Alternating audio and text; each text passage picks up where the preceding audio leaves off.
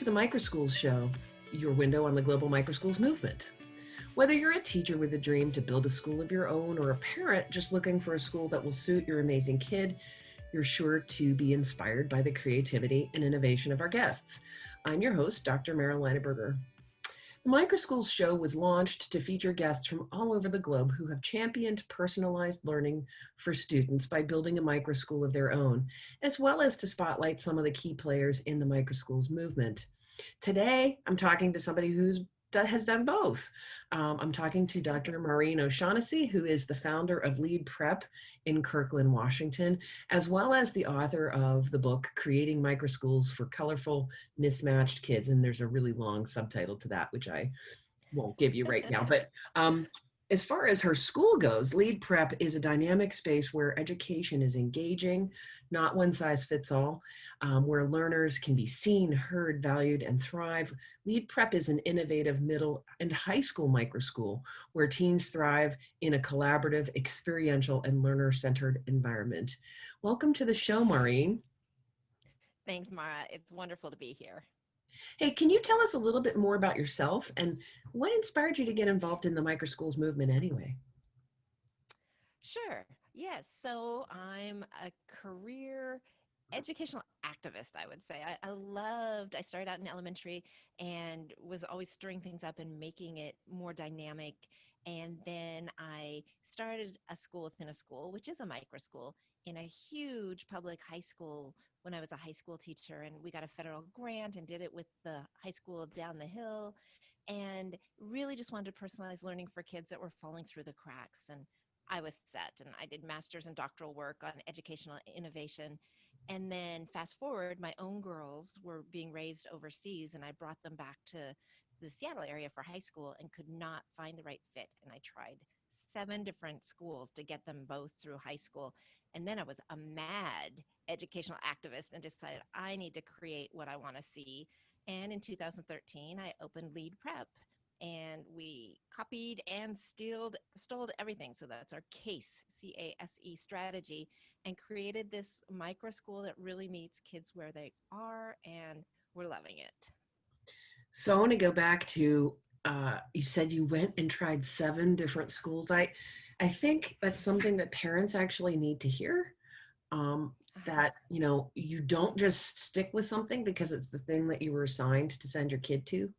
And you may actually, to find the right fit for your kid, that finding the fit is actually really important. It is. And I think a lot of parents are scared.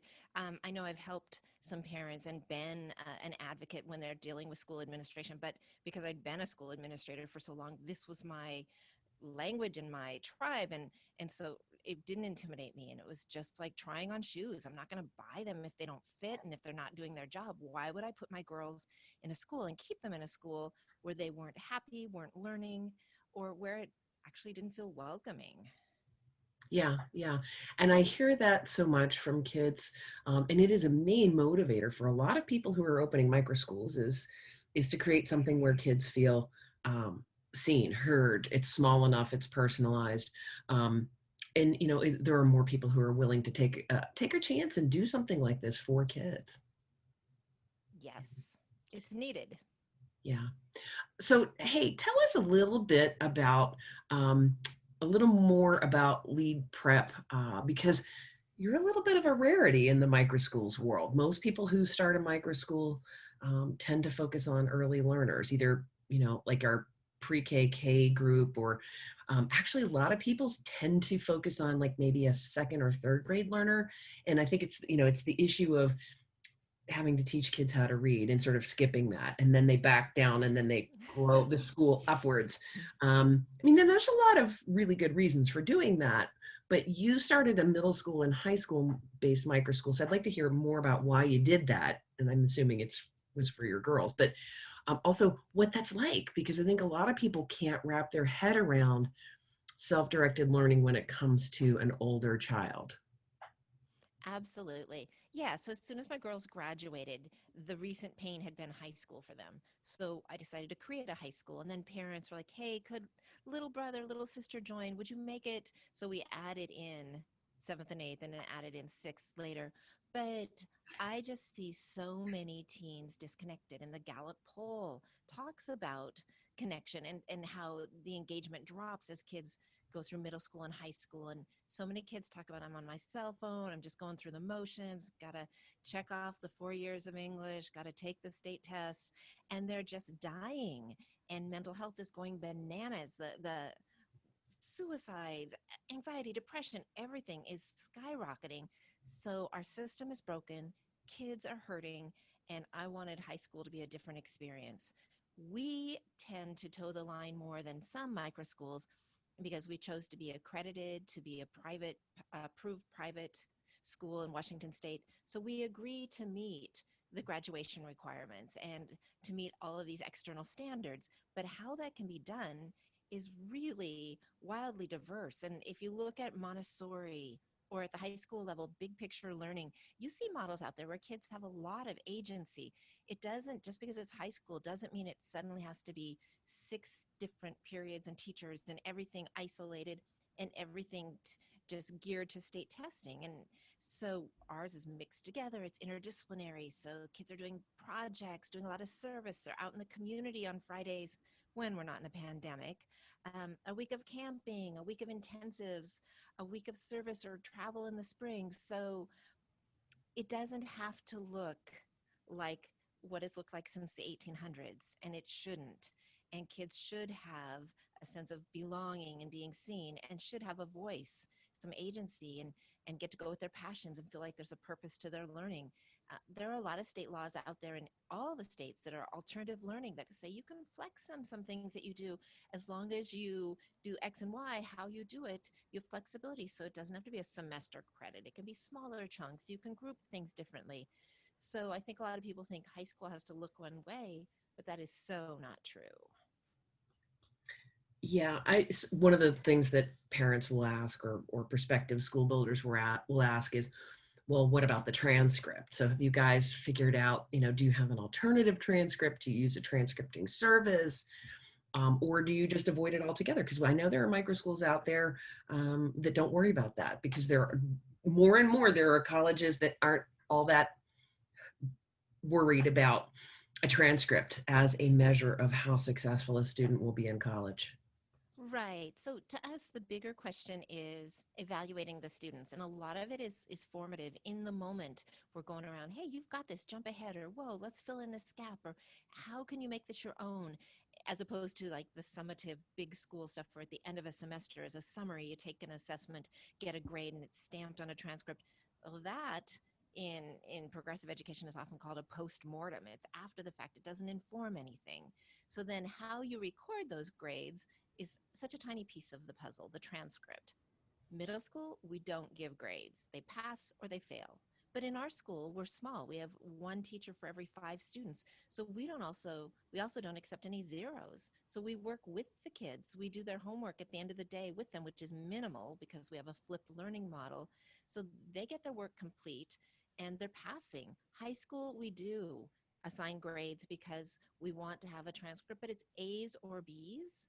They have to get 80% or higher, or we rework it. Thank goodness in our lives we get redos and we don't have to get it perfectly the first time. I'm not sure why in schools we say get it right and we're moving on. I think it's a matter of convenience because in real life there are times it takes me multiple times to learn something. So why we don't extend that courtesy to our youth, I think it's a disservice. So yes, our kids get letter grades. They take the assigned number of courses, but they're blended in there in projects. And we don't calculate a GPA. And the colleges a lot of times throw out GPAs because they're inflated. If a kid took an honors class, it's a 5.0 scale instead of a 4.0. So a lot of colleges take it out and look at the classes themselves. So we do have a traditional transcript, but we do it with Google Docs. And we don't do a GPA, and we don't even talk about grades until high school because it's such an external minor piece. We're talking about the process and the reflection, and their report cards each quarter have their reflection, their habits of success. They have a lot more than a letter assigned or a pass fail assigned to a math or an English class. Yeah, the thing I'm hearing more and more is that colleges are looking. I mean, now with the pandemic, we're probably not going to have SATs and ACTs, so colleges aren't going to be able to look at those as a measure of um, readiness and capacity and ability to have the skills that it takes to do well in college. Also, colleges are, like you said, they're looking at these inflated GPAs, and I don't mean that in a negative way. I mean, I think Mhm. the APs are harder. We had to figure out a way to give credit for that, but I'm hearing more and more that lots of kids, knowing that they need to have service work or alternative experiences, are just going and looking to find something to get that thing checked off their list versus getting involved in something that they're actually passionate about, that they could commit themselves to, maybe not for a lifetime, but commit themselves to wholeheartedly. And it sounds to me like the kind of things you've got kids involved in are getting them to be more committed to something and to be able to demonstrate and talk about something to prospective college recruiters in a way that Yes. would say, I'm well prepared. I'm an independent learner. I have the skill sets that will make me successful at your college. Am I hitting that correctly? Yeah, and I had to work with others, a life skill, soft skills, 21st century skills to get there. And I had to use design thinking and multiple iterations. So I know how to learn, not just how to memorize and pass tests, but I know how to learn. And as this world's evolving so quickly, I know you need learners and not just people that memorize and, as my daughter says, regurgitate. Yeah, I we don't have a lot of colleges that it's funny because the colleges want those kind of kids, but then they don't always uh, provide learning opportunities for kids in those Hmm. those those same kind of pathways. Although there are some out there, and we can. I should Yeah. probably have some of them on because parents would probably like to know they do exist. There are Hmm. actually self-directed bachelor's programs. Um, but listen, I'd love to know. Tell us, like, what is a typical day for a learner who attends lead prep? What's it like to be a high schooler at lead prep? Now, I know there's probably pre-pandemic and pandemic are different, but I think people would Yeah. like to hear. Yeah. So I don't think that 6 or 7 different shifts during the day is necessarily in anybody's best interest. I wouldn't want to go from doing my bookkeeping to washing my car to buying my groceries to, I wouldn't want to have to shift gears that many times. So we use a block schedule. So we have like an A day, B day model. So we have our English, social studies, leadership on one day, and we have our two sciences and art or Spanish on the opposite days. And then Fridays are out in the community service, field trips, environmental days when we're not in a pandemic. So if you were to go in on a humanities day, right now you would see a totally interdisciplinary day. You would see the kids working on the quarter's theme and essential question around what is news and how do we create it, how do we process it, and they've created a newsroom. And each week they have a different theme, and this is actually 6th through 12th grade, even though they meet in separate periods, but they're working together on a weekly newsroom. And so kids come in on Monday and they hear the theme, like how are students doing in the pandemic, I think was last week's theme. And then they pitch what they want to put into this electronic newsletter. So it's like, oh, I want to do a video on this. I want to do an interview. I want to do an ed op. I want to do a political cartoon. They pitch their ideas around the theme. They work on it during the week. They share it with each other at the end of the week and put it out to our parents. So they're a part of creating something. They have to get clear on what part they want and get it out there. And then on science days, the kids are building and creating using the design thinking in their environmental care class or in their STEM infused physics class, or they're using art to create. Our ninth and 10th graders are taking Spanish, but it's more participatory and not as focused on the grammar. We want them to love the language and use the language versus being able to conjugate 20 different ways and forget. So, in all 4 days, we have math running through it as a daily piece that's self paced and mastery based and continuous, just because daily practice is important for math. So, you see kids checking in the morning, there's a check-in question that welcomes, like, hey guys, where are you 1 to 5? And we do a lot of 1 to 5 emotional regulation. Teachers too. Hey, I was a 2 today, but I'm having trouble getting your attention. I'm kind of feeling myself slip into a 3 right now. So kids will say, yeah, I'm a 4 today, and then they'll answer some wonky question. If 1 is you're like on the floor like a puddle, and 5 is like, oh my gosh, bring on the school day. I want to do jumping jacks and handstands and flips. Oh yeah, I'm a 4, and here's what's going on. So we always start with checking in with the kids, and who are they and what's going on, and we'll stop class. We'll do immediate restorative justice, immediate check-ins, regrouping, teachable moments, because kids come first, content comes second, and we get more content and learning out of kids when they feel seen and valued and have a voice than we would if we just plowed through on the content anyhow. So long answer to your question, Mara. No, no, no, not at all. You had me thinking about, I'm curious, do you start your day, when do you start your day? When do you end your day? Because I know a lot of the research out there right now says that our high school learners, their circadian rhythms are very different. They Hmm. don't stay up late just because they're teens. They stay up late because their bodies and all of the chemistry and Yes, biology that's going on is changing and they can't sleep, and that they would actually be better served going to school later and working later. What are your hours for lead prep? absolutely. And that's the cool thing about creating a micro school is you get to do what you think is best for kids. And logistically, some of our kids have after school jobs and need to be done at a certain time. Otherwise, we probably shouldn't start until noon. But we start Monday through Thursday at 9, and we start Fridays at 10. And Fridays are our experiential day that we're out of the classroom. So we're not about starting at the crack of dawn.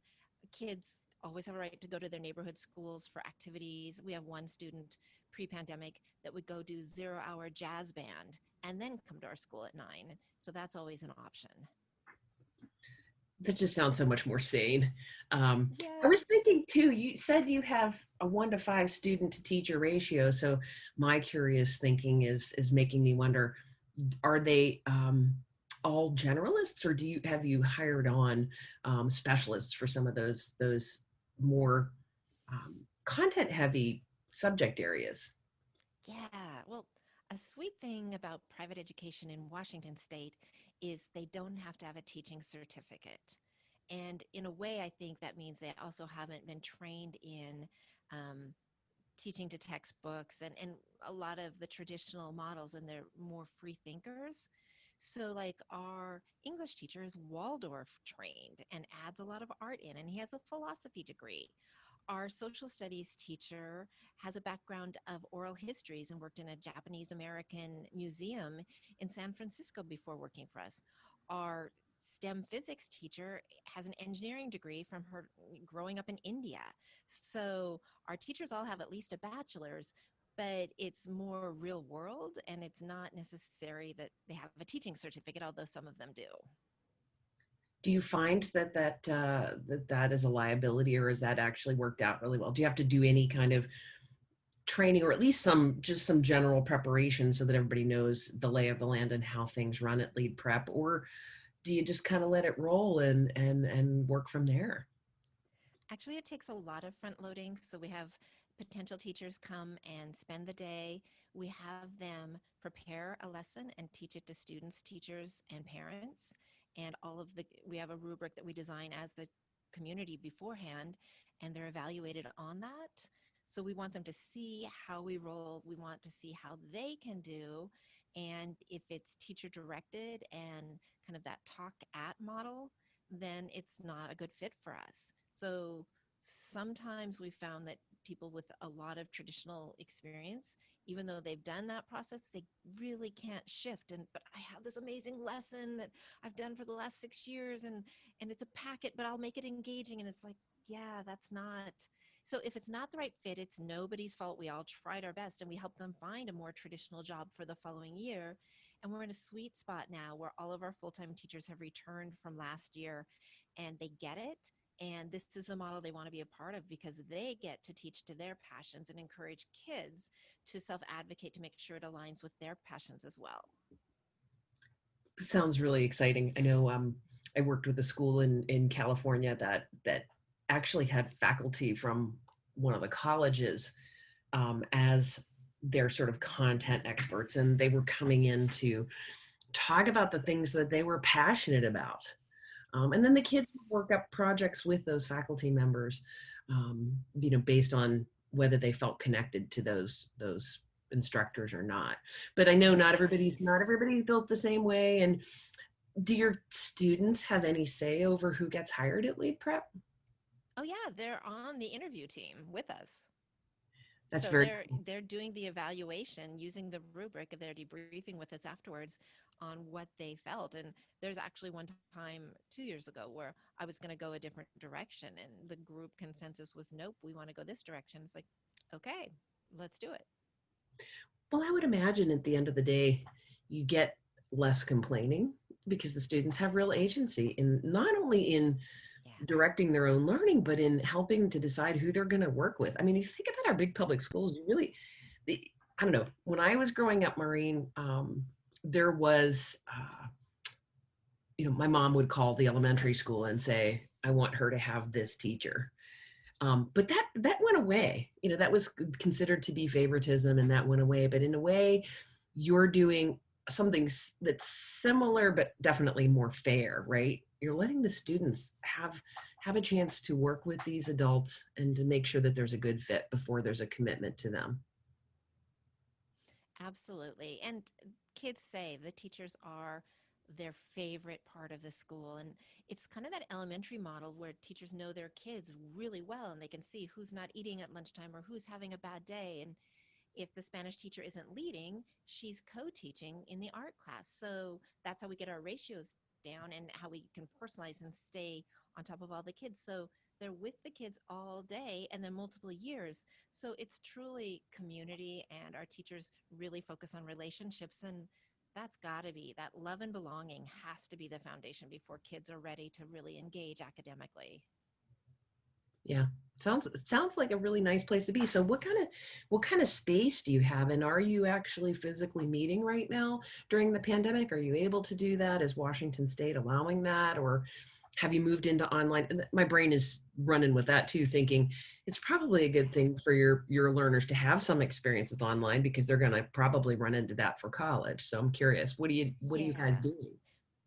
Well, quickly on that college piece, we really nudge all of our students to take an online college class in 11th or 12th grade. And Washington provides that dual enrollment for free. They call it Running Start. So most of our kids have taken at least English 101 or a college level math because we want to support them in what college feels like and the pace before they actually dive into it and are doing it full time. So, so they are getting some of that online experience there, and their math program is also online so that it can be self-paced and it can be adaptive and to, hey, I got this, it jumps me ahead, or I don't have this, it's going to give me more practice on that. So they get some online experience through those two ways. We were all shut down last March, but we practiced first and we went fully synchronous with them. So we didn't miss a day, and kids were with their teachers all day. And hey, guys, we're going to take a 20-minute cameras off and we're all going to go walk out in nature. If you have a device and want to take a picture and send it in, but we're with them all day. And then we are with them for half an hour so they can watch their flip, their preview of the next day, and get any missing work or any questions answered. So when they leave at 3, all of their homework is done and they've had extra support from us. We were trying to be full days outdoors, and then we didn't have good enough Wi-Fi and it was too hot even with canopies. So we started out half days outdoors, and then the fires in the fall, the air quality was low, and then the rains hit in the Seattle area. So then we moved indoors with just middle school or just high school, 2 days each. So we could use twice the space and half the kids, and some kids stayed online. So it's been really hard for our teachers because instead of having one classroom, they have 2 rooms and an online going on for the same group of kids. And then with our latest step in Washington State, we're down to 1 day for middle and 1 day for high school to be in person. But for mental health needs, that is so important, that chance to connect with peers and to have that face to face. But we have masks on, we have strict rules, 6 feet apart, bring your own water bottle. And we create packets of science supplies, and we have a way that families can pick them up.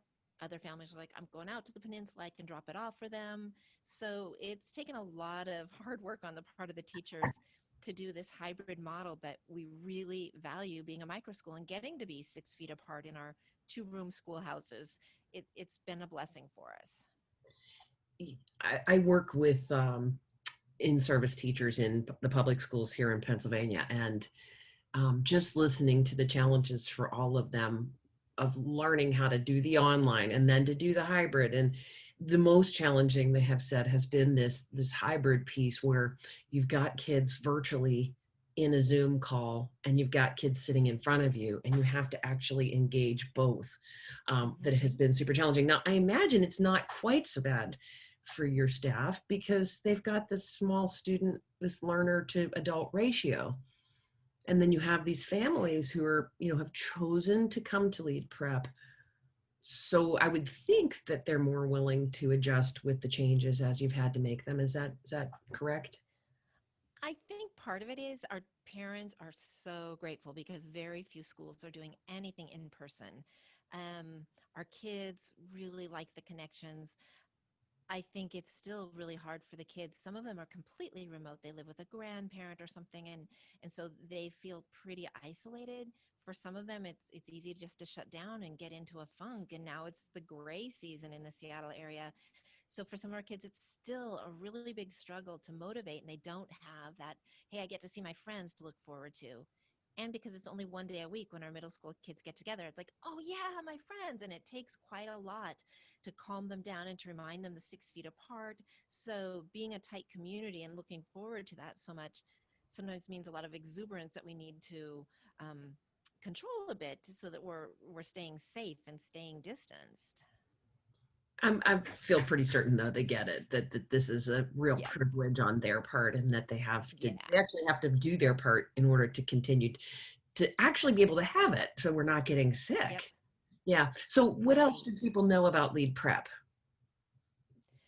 Just that we really mean progressive. So we're constantly evolving. We've put together a multiple tiered system of support, MTSS, where executive functioning tools, extra tools for all kids at tier one, and more tools for our smaller tier two. And we take a number of tier three kids that need more regular support. They're not as independent, but they're still pretty close to grade level and don't need a one-on-one aid. But we've evolved in what those tools look like. And we work with an SLP, an OT, and a counselor. So we have this dream team that's like this push in support model, collaborating with us, with the kids, the families. We're going further on interdisciplinary, on agency. We're looking at passion projects versus competency based and how do we blend those. And that's the beauty of being small is we can constantly be evolving and we're pushing ourselves. What can we do better? What can we do more of? And that's where microschools need to be. If we're just a cookie cutter that doesn't deal with equity and learning differences and Black Lives Matters, if we're not dealing with key issues and progressing, then our kids may as well just stay in a larger traditional school. Yeah, I mean, for people who are listening, it sounds like lead prep, you are so focused on the child as the learner. And I should maybe not say child because these are young adults.